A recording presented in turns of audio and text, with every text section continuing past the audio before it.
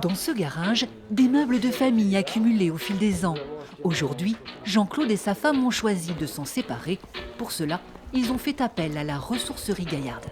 Voilà l'objet. J'ai pas envie de m'embêter à vendre.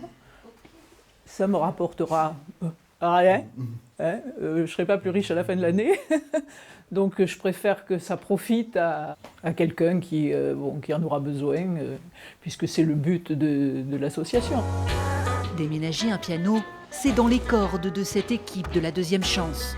Pour moins d'une centaine d'euros, ces salariés en réinsertion débarrassent caves, greniers ou maisons. Une façon d'offrir une nouvelle vie à des objets inutilisés. Si ça peut profiter à quelqu'un d'autre, tout le sens est là.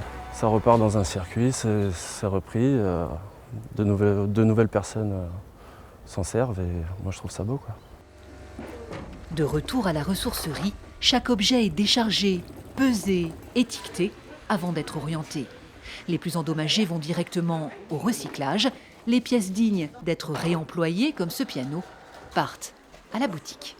Il est propre, il est en très bon état. Ça partira tout de suite. En charge de la boutique, Lucille s'efforce de répondre aux attentes de la clientèle. Objets usuels à tout petit prix pour les plus modestes, pièces vintage pour les chineurs. On a des meubles qui ne partaient pas du tout comme les meubles Henri II il y a quelques années. Et maintenant, ça revient à la mode, ou les meubles très vernis avec les pieds pointus de nos grands-mères qu'on a tous eus, que maintenant les jeunes en achètent. Un marché de la seconde main en plein essor. Pour preuve, l'affluence record les jours d'ouverture, ici à Emmaüs. Tous les jeudis, c'est comme ça. C'est vraiment la foule qui se précipite dans nos stands, des gens qui ont pris conscience que pour la planète, il fallait réutiliser, moins jeter. Et pour d'autres, pour qui c'est quand même intéressant, parce que les temps sont durs. Fin de mois difficile et fin du monde. Dans les allées, tous les publics se côtoient. Ici Florence, une inconditionnelle de la mode vintage. C'est écolo et aussi, bien sûr, les petits prix. On peut trouver des habits pour rien du tout, quoi. Des petites sommes destinées aux plus démunis. Ici, l'acte d'achat est donc tout à la fois environnemental et social, un tout en un séduisant pour une clientèle de plus en plus jeune.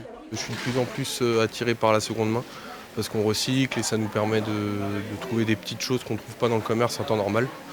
Et puis ça coûte moins cher.